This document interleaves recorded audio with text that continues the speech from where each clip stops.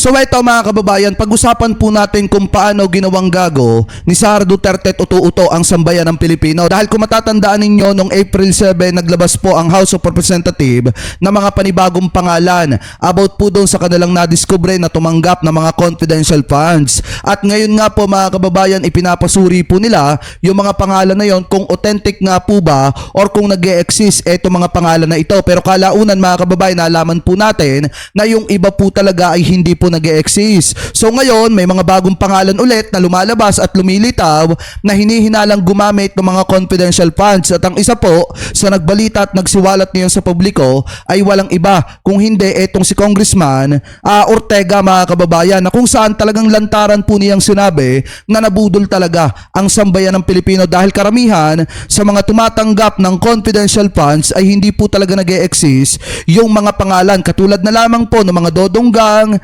nitong si Mary Grace Piatos at iba pa. So ito yung isang patunay kung paano kayo utuin mga kababayan ng opisina ni Sara Duterte at ng Department of Education ng mga panahong hawak pa po ito ni Sara. Yan din yung isang patunay mga kababayan na talagang kapag tinatanong kung nasaan ang pera ng taong bayan, hindi po niya maipaliwanag at talagang puro iwas at drama yung ginagawa po niya. Kaya kung akong tatanungin mga kababayan, mas maganda nga na ang iluklok natin ng mga senador ay yung magbabase sa sinasabi ng ebidensya, hindi yung magbabase dahil kakampi nila etong si Sara Duterte. At kinakailangan na rin na magsimula yung impeachment trial para malaman po ng taong bayan kung siya ba talaga ay may ginawang anomalya or wala mga kababayan. Dahil alam naman po nating lahat at marami sa mga kababayan Pilipino po natin ang nag-aasama at naghihintay na mapapanagot etong si Sara Duterte, lalo na at eto pong kamera mga kababayan ay may mga nadiskubre na naman na mga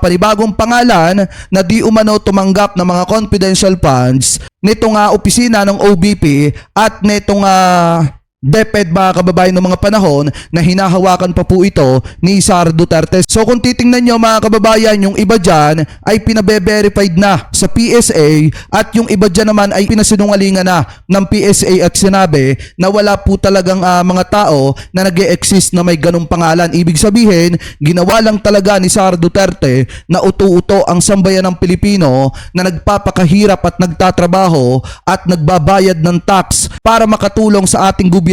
Pero yung pera ng taong bayan, ganun na lamang po gastusin at lustayin mga kababayan itong si Sara Duterte. Buti nga naandi dito etong sina Congressman Paulo Ortega para siya sa atin etong patungkol sa mga paggamit ng perang ito ng mamamayang Pilipino. Kaya kung tutusin, dapat po talaga na mapapanagot etong si Sara Duterte at umusad na ang kanyang impeachment trial. So kung kayo ang tatanungin mga kababayan, ano po masasabi ninyo hingil po dito sa mga topic na ito natin nalakay po natin? Ano po ang komento ninyo hingil po sa mga panibagong pangalan na nadiskubre ng Kamara na di umano tumanggap at gumamit na mga confidential funds ng opisina ni Sara Duterte? Ano rin po masasabi ninyo hingil po mga kababayan nandito po sa sinasabi natin na dapat umpisahan na sa lalo't madaling panahon etong impeachment trial para masuri at maimbestigahan yung mga ebidensya na sinasabi na etong si Sara Duterte ay sangkot talaga sa maanumalyang paglustay at paggastos ng pera ng mamamayang Pilipino na hindi maipaliwanag